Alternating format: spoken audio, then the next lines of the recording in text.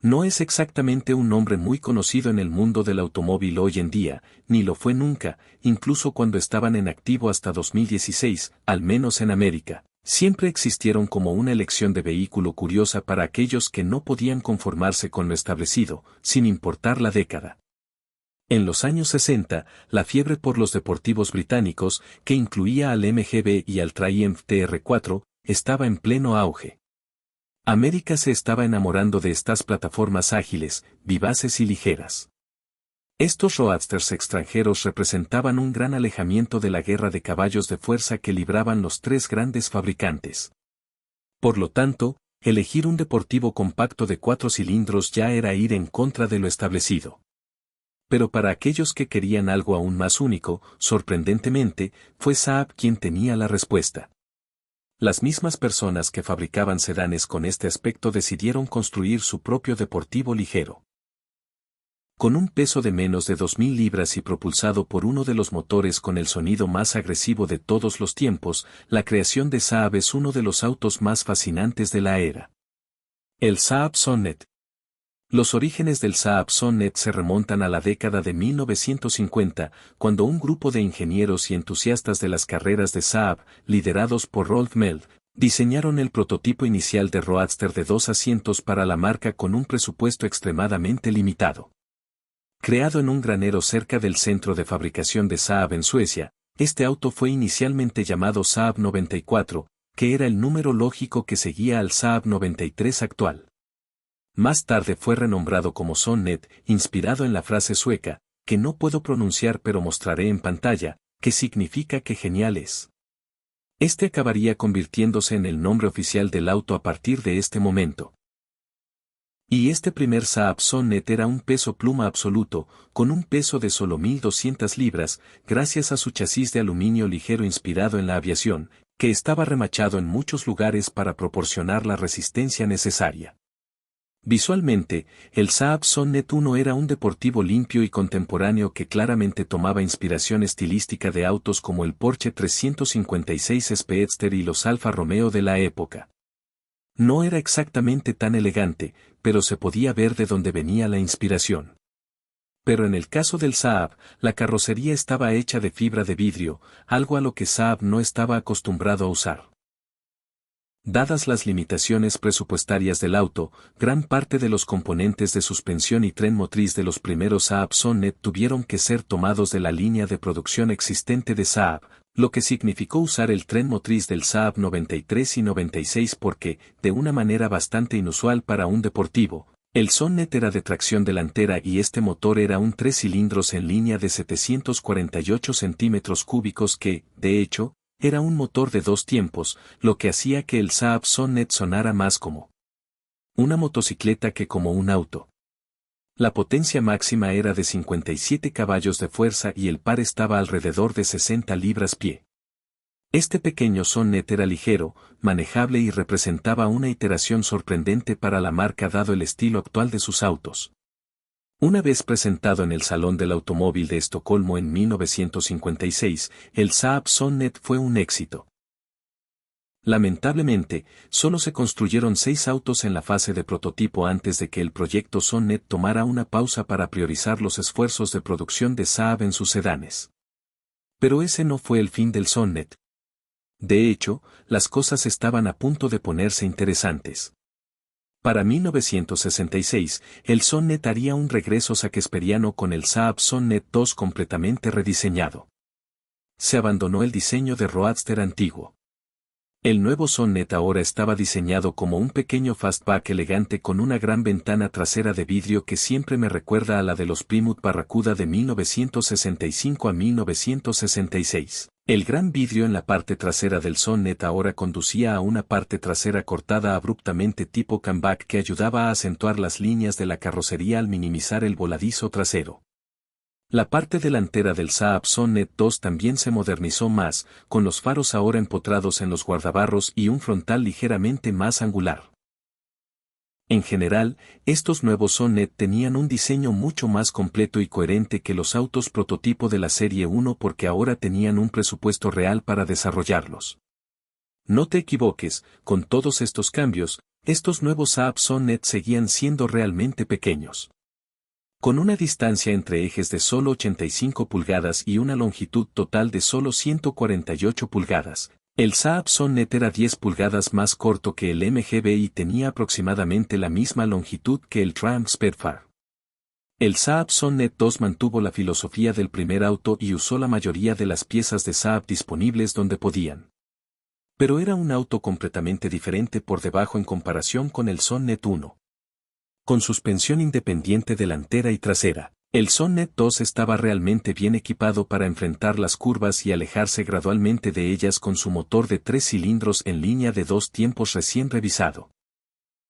Ahora el motor de 750 centímetros cúbicos se aumentó a 841 centímetros cúbicos, lo que elevó la potencia máxima a 60 caballos de fuerza, todavía no mucho. Pero con el Sonnet 2 listo para producción pesando solo 1.500 libras, aún era más que suficiente para llevar el auto a más de 100 millas por hora si podías esperar lo suficiente.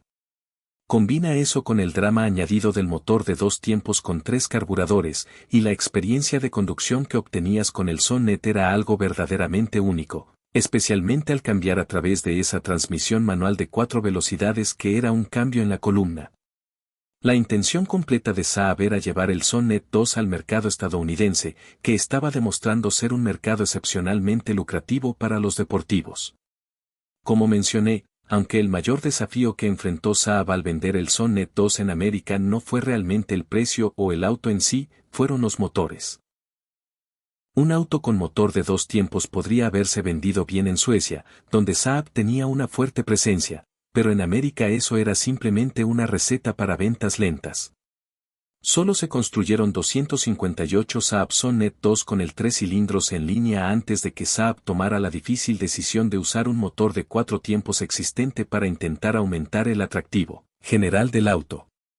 El desafío con eso, sin embargo, fue encontrar un motor que encajara en el pequeño compartimento del motor del Sonnet. La mayoría de los motores de 4 cilindros en línea serían demasiado largos y un V6 obviamente sería demasiado grande, lo que dejó a Saab con realmente solo una opción de motor existente, el motor V4 Ford Taunus. Este motor fue diseñado para el proyecto de auto económico Ford Cardinal que finalmente no se concretó, pero luego encontró su camino en varios productos Ford europeos, pero nunca en ofertas en Estados Unidos. Este pequeño V4 de 1,5 litros, al ser un motor normal de 4 tiempos, eliminó la necesidad de que los propietarios de Saab mezclaran aceite y gasolina para el motor de 2 tiempos, lo que mejoró significativamente la experiencia de propiedad. La potencia máxima ahora era de 65 caballos de fuerza con el quinto 4 de 1.5 litros bajo el capó, 5 caballos más que el 3 cilindros en línea. Pero las verdaderas ganancias estaban en la curva de par mucho más robusta que provenía del motor de mayor desplazamiento, lo que hacía que los Sonnet con motor V4 fueran más atractivos en las revoluciones más bajas de lo que eran antes. Y aunque el nuevo motor era más pesado y ofrecía una experiencia de conducción muy diferente, el aumento en la facilidad de uso de los autos con motor V4 fue generalmente un cambio bien recibido. Todos estos autos nuevos fueron denominados Sonnet V4. Y como era de esperar, la introducción de un motor más normal ayudó considerablemente con las ventas. Se vendieron 1.600 unidades del Sonnet V4 de 1967 a 1969, con precios en los Estados Unidos comenzando en alrededor de $3.200 para 1970. Los ejecutivos de Saab, sin embargo, sintieron que el Sonnet necesitaba un nuevo lavado de cara para mantenerlo competitivo con algunos de los nuevos lenguajes de diseño que los fabricantes estaban incorporando. Como resultado, estos Sonnet V4 fueron reimaginados por tercera y última vez. Estos nuevos Sonnet fueron un lavado de cara relativamente económico desde el punto de vista de la producción porque la mayoría de los componentes subyacentes eran los mismos que los de los Sonnet V4 de finales de los 60. Los paneles traseros y las líneas principales del auto se mantuvieron prácticamente iguales, excepto por la parte delantera, que recibió un rediseño completo que duplicó su angularidad. Se eliminaron los faros empotrados y en su lugar se colocaron un conjunto de faros emergentes que se ubicaban sobre la nueva parrilla de ancho completo que albergaba los faros antiniebla. El vidrio trasero redondeado fue reemplazado por un vidrio trasero plano más práctico de producir que ahora también estaba articulado para facilitar el acceso y colocar el equipaje en la bandeja trasera. Esta fue una actualización de calidad de vida agradable que también, sin duda, redujo el costo exorbitante de producir ese vidrio trasero de estilo antiguo. El quinto 4 de Ford de 1.5 litros permaneció bajo el capó, aunque ahora era ligeramente menos potente debido a los cambios en las regulaciones de emisiones. Pero para 1972, el Sonnet fue equipado con la versión mejorada de 1.7 litros de ese mismo motor, lo que llevó la potencia máxima de vuelta a 65 caballos de fuerza. El rendimiento en términos de tiempo de 0 a 60 millas por hora era de alrededor de 13 segundos y podía completar el cuarto de milla en aproximadamente 18 segundos. El Sonnet obviamente no era un auto rápido, pero lo que le faltaba en velocidad lo compensaba en diversión. El Sonnet 3 específicamente era un auto del que podías usar cada onza de potencia en carreteras públicas sin meterte en problemas. Los Sonnet 3 específicamente hicieron el cambio a un interior actualizado que tenía un tablero más agradable que su predecesor. Pero más importante aún, el cambio ahora se movió a una transmisión de 4 velocidades en el piso, lo que aumentó significativamente el factor de diversión. Road & Track elogió al Sonnet 3 en su reseña por su experiencia de conducción divertida y manejo equilibrado, a pesar de que el auto tenía una distribución de peso frontal del 60 al 40. Pero sentían que algunos aspectos del auto dejaban un poco que desear. La facilidad de mantenimiento del motor era un desafío con el nuevo rediseño, y algunos puntos de contacto como el embrague, los frenos y el cambio no estaban a la altura de algunos de los grandes puntos positivos del Sonnet, como su dirección comunicativa. No obstante, el Saab Sonnet 3 parecía ser un paso en la dirección correcta.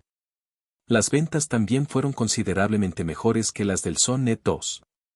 Sin embargo, con la crisis del gas en América asomando su fea cabeza alrededor de 1973, junto con el nuevo mandato de parachoques de choque en los Estados Unidos, la historia del Sonnet dio un giro para peor. Los grandes parachoques de impacto añadidos al Sonnet aumentaron considerablemente el peso del auto y ahora el peso en vacío estaba alrededor de 1.900 libras. Esto afectó aún más el rendimiento, las ventas comenzaron a caer en picada y para 1974, Saab decidió poner fin al Sonnet. Ahora había planes para traerlo de vuelta, pero nunca se materializaron. En total, se construyeron poco más de 8.000 Saab Sonnet 3, lo que llevó la producción total de todos los autos Sonnet a poco más de 10.000 unidades. Eran autos peculiares. No hay otra forma de decirlo. Se necesitaba un tipo de comprador muy específico para comprar uno de estos, en lugar de un Roadster británico o cualquier otro deportivo de la época. Pero 10.000 personas lo hicieron, afortunadamente. Por eso incluso puedo hacer este video.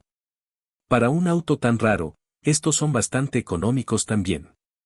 Una mirada en Brain Trailer puede mostrarte que estos autos siguen siendo definitivamente asequibles para la persona promedio en términos de un coleccionable.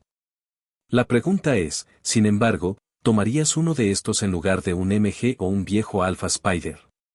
Déjame saber en los comentarios abajo y gracias a todos por ver otro video. Por favor asegúrate de dar me gusta, compartir y suscribirte. Realmente me ayuda. Pero por lo demás, hasta la próxima, entusiastas.